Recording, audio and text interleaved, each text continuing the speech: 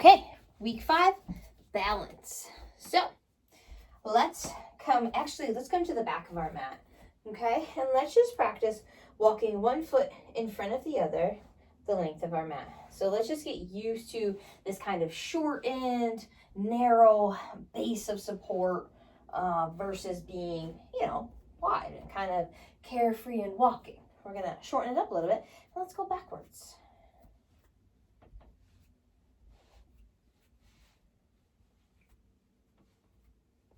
And to make it a little trickier, if you want, start to close your eyes. Just the process. Have fun with it. And then go backwards. Whoa. It's definitely a process, all right. Good. And then go ahead, come up to the top of your mat. And then let's just take a little chair pose, okay? Sit our hips back, keep our chest tall, and let's rock back and forth. Good, and then let's bring our hands up. And let's see how far forward we can go. And then how far back we can go before we fall. Don't fall. Good, and if you do, guess what? It's okay. And now let's start to rock side to side. Maybe lifting that opposite leg off the ground, putting it back down, and then lifting the opposite leg, come back down. So we're just really getting used to one foot being on the ground. Because in most cases in yoga, balancing poses are typically done on one leg. Good. Now you have arm balances, which are, sometimes done on both hands or arms, sometimes just one. Today we're going to focus on things that are done more on one leg versus two. Okay? And now we're going to change this into like a little speed skater. So we're going to take it back and forward and switch. Good. The deeper you bend and the further you send your leg, the harder this will be.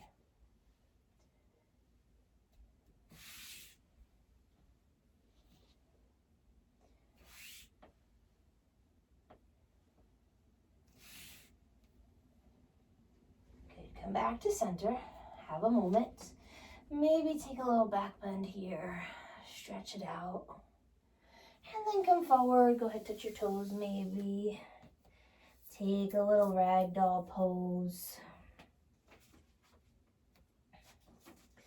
I do have a little cheat sheet, just so that I stay on track. Sometimes I can start to randomly talk about just anything. And then go ahead, bring yourself back up and move to the middle of your mat, okay? So we're gonna keep our feet wider than hips width distance apart. Our toes are gonna be slightly turned out, kind of like that goddess pose, except for not so dramatic. So maybe at like a 15-degree angle.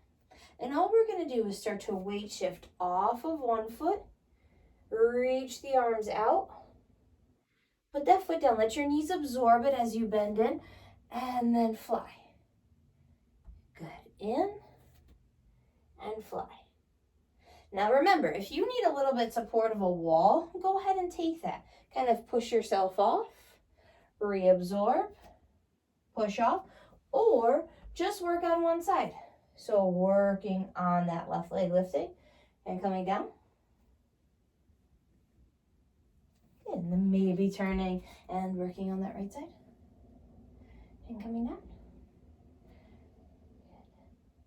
So we need this outside muscle here as our glute, known as our glute medius, to support us in the single leg stances. So if you're starting to notice a little fatigue in that outer hip from all of this abduction, that's normal, but we're also working that muscle that we need to support us in a lot of our single leg poses. Okay. If you want to get a little bit more detailed, you could kind of pause and hold in that star shape, bring it back down, pause and hold. Good, bring it back down. Pause and hold. Bring it back down. Pause and hold. Good, come back up. Give everything a little bit of a shake. Now, with a wall or maybe a chair close by, whatever you're choosing to use as a little assistance, we are going to come into tree pose, also known as Vrikshasana, okay? So if you're using the wall, left fingertips are on the wall, we're putting the weight into the left foot and we're sliding the right heel towards the ankle on the left side, okay? This might be it. So I'm going to turn and face you just so you can see what that shape looks like, okay? So here, maybe our hands come down by our sides, maybe in towards the center of your heart, or maybe up towards the sky. Good. This could be your tree pose forever. It doesn't have to ever translate into anything more. If you want to take it a step further, with or without the use of the wall or the chair, start to bring that foot up to the inside of the calf. And then same thing. Arms can be down by your side, into your heart, or up above your head. One step further would be bringing that foot all the way up inside that thigh. My legs, a little too thick these days, doesn't stick. Can't stick the landing. That's okay. Something for me to work towards. Wherever that place is for you, just take a moment and pause. And then bring it down. Give that left leg a little shake. And then let's move on to the right side. So same thing, using your assistive device if you need to, whether that's a wall or a chair or nothing at all. Start to weight shift all the way into that right foot and then slide the sole of the left foot in towards the right thigh. Just pause, have a moment. Good. And then maybe slide it up. Maybe bring your hands into the center of your heart. Maybe reach your arms up towards the sky. Okay. Maybe draw that leg up a little bit higher. The choice is yours. But again, just like take a breath in and out. And then release everything down to the ground. Give it a little roll. And then take a break.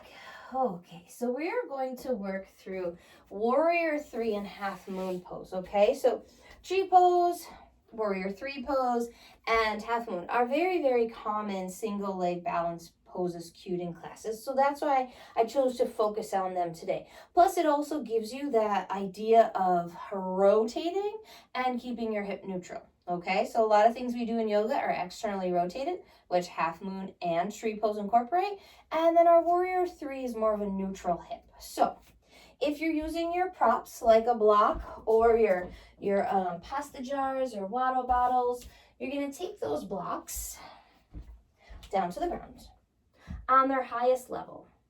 Okay, and all we're going to do here is some heel kicks. Okay, so I believe we did this in the first or second week, practicing here, getting those hamstrings woken up essentially. Good. Now remember, your hands can be flat on the mat for this. They don't have to be elevated on anything. All that these props do is just bring our hands a little closer to the earth. Good. So now we're going to keep that left knee bent and we're going to extend it out and then bring it in. Extend it out and bring it in. And extend it out and bring it in. Good. Take one more breath in here and now start to bend into that right leg. Step down into what we call powerful warrior. Bring the arms back. Crown of the head is reaching forward. And then from here, with or without your blocks, we're going to float ourselves up into Warrior 3. So Warrior 3, again, tailbone and heel, or crown of the head, are in line. Heel of that left foot is back. We're trying to put a footprint on the ground so that if you're not using your props, everything stays in a nice neutral line. Good. We could step back and watch. High lunge pose. Here we are.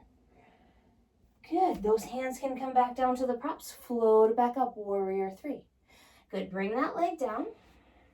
Take a little shift from side to side. And then let's work on the right leg. So bring it up. Good. Bend it in. Reach it out. Remember that if you don't have blocks or water bottle, you can always use, I'm using the ledge of my windowsill here. So we could make this work. Maybe it's the edge of your countertops. Good. We're just bending that heel in and out. Good. Keeping it bent. Bend that left knee. Step back. Press yourself away. Reach your arms behind you nice and long. And then go ahead. Step back up in. Use your props or don't. Warrior 3 pose. Take one more breath in here. And then go ahead. Step it back. You're in high lunge pose. Woohoo. Good. Bring it back up to the top of the mat and give it a shake. Okay. So we just did tree pose and warrior 3. Moving on to our half moon shape. So I'm going to just show you first what it looks like. Using one block, jar, water bottle, whatever you have, place it towards the top of the right side of your mat. If you're using it, your right hand is going to place down on it. You're going to inch your right toes up towards the block. Bend into that knee and then start to lift that left leg. Start to rotate the hip open, and as you rotate the hip open, the tailbone and the crown of the head are going to stay in line with each other, and we're going to reach that left hand up to the sky. This is Ardha Chandrasana, balancing half moon pose. Good. We could come back into warrior 3, back into this powerful warrior, up in a high lunge pose, and then guess where we can take this? Right into chair pose. And then stand up. Okay, let's try that on the left side. So block moves over. We walk our left foot up. We reach our right leg back. We start to rotate that hip open into external rotation, holding right here. Good, and then bring it down. Step it back. Bring it up. And then chair pose. Take a breath in. And then bring your hands into prayer. Good. From here, we're going to step into warrior 2 pose. So half moon, a lot of times, is cued from warrior 2 pose, but doesn't have to be. So just so you guys have a general sense here of what this looks like, we would be in warrior 2. There would either be a prop or no prop outside the right pinky edge of your right foot. The right hand would plant down to the ground or the prop. As we slide the left foot in, it lifts up and open so that hip's already externally rotated. Lifting up on the right thigh, tailbone down towards the heel, left arm up towards the sky. Bend into the right knee, step back, warrior 2 pose. Straighten it out, pivot it to the back of your mat. So I'm going to show you without a prop just so you can see what this looks like. My left hand's going to come down. I'm going to slide my right foot in and extend it out nice and long. Think about my tailbone reaching towards my right heel, crown of the head reaching out. Bend back in. Step back up. Wide-legged forward fold stance. Pivot right toes towards the front of your mat. Step back up. Okay? So that was quick. Probably our quickest video on balance. You can repeat that tandem walking every day. That could just be a thing that you do while the coffee's brewing.